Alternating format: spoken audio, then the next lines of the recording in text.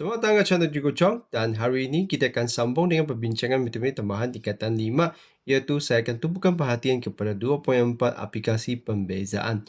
Jadi untuk video kali ini saya akan bincangkan dahulu menentukan kecurunan tangent dan normal. Jadi pertama sekali kita akan bincangkan konsep dahululah, iaitu aplikasi utama pembezaan peringkat pertama ni sebenarnya adalah menentukan kecurunan. Jadi semasa menentukan kecurunan sesuatu titik pada lengkung, kita akan menggunakan kecurunan tangent. Jadi tangent ni apa? Tangent ni sebenarnya adalah satu garisan lurus yang menyentuh lengkung pada satu titik. Jadi dia sentuh di mana? Dia sentuh pada titik yang saya gunakan X dan Y lah. Jadi selepas kita sentuh tu, kita akan ada satu garisan lurus ini yang dipanggil sebagai tangent. Dan lengkung kita ni ada fungsi Y sama dengan fx lah. Jadi kalau kita bezakan Y ni, kita akan hasilkan dy dx. Dan selepas kita ada dy dx tu, kita akan ganti masuk nilai x tu yang titik yang dilalui itu. Jadi di sini, selepas pembezaan peringkat pertama dy dx, nilai kecurunan tangent boleh ditentukan dengan ganti masuk nilai x daripada titik yang dilalui. Lepas tu, kalau kita nak carikan normal pula, apa itu normal? Normal ini ialah garisan yang berserenjang dengan tangent, iaitu kalau kita nak carikan kita punya kecurunan normal ni, kita hanya sekadar gunakan rumus ni, iaitu kecurunan normal darab kecurunan tangent sama dengan negatif 1. Jadi kalau kita nak carikan kecurunan normal, kita akan pindahkan kecurunan tangent tu menjadi negatif 1 bahagi dengan kecurunan tangent. Jadi begitulah caranya macam mana kita carikan kecurunan normal. Jadi kita lihat contoh di sini. Tentukan kecurunan tangent dan normal kepada lengkung pada titik P. Jadi di sini saya sediakan dua contoh, satu dengan lukisan dan satu dengan fungsi sahaja.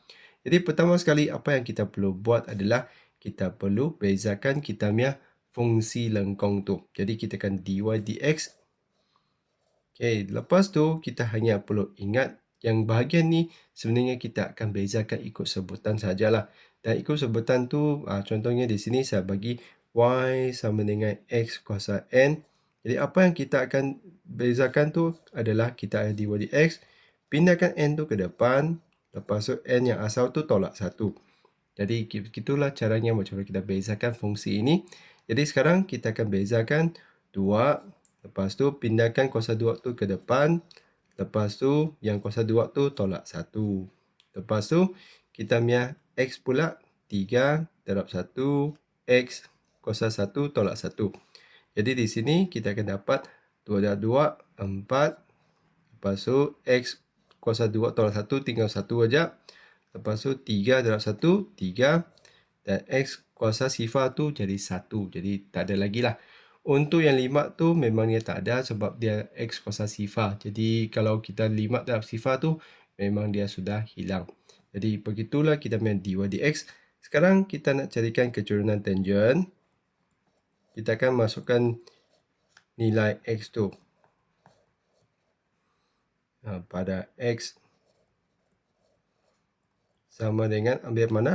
Ambil titik ini negatif 2. Jadi di sini kita hanya letakkan 4 darab negatif 2 tambah 3. Jadi kita akan dapat negatif 8 tambah 3, iaitu kita dapat negatif 5. Jadi begitulah untuk kecurunan tangent.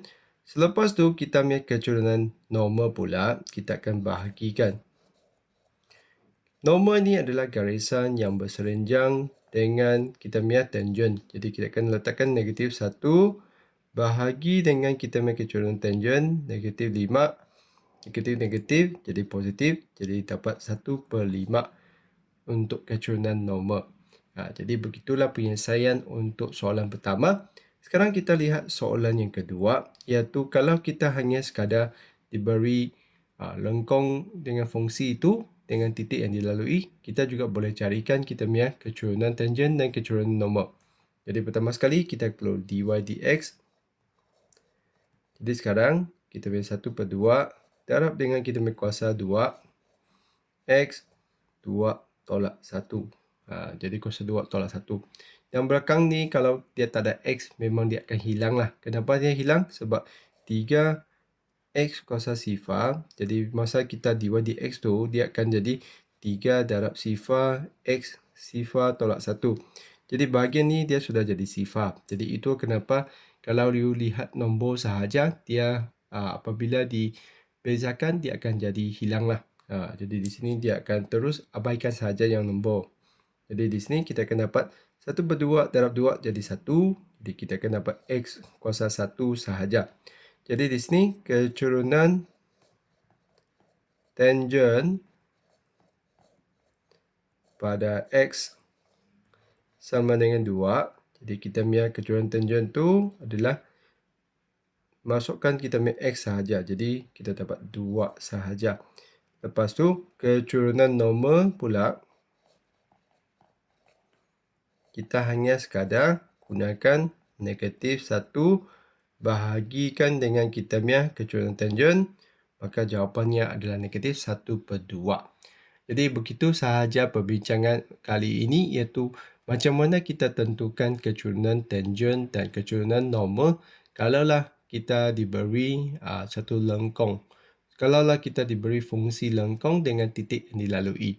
Jadi begitu saja perkongsian kali ini. Kalau rasa video Jiko Chong ini membantu, jangan lupa untuk subscribe dan like video Jiko Chong. Sekian, terima kasih dan kita jumpa lagi.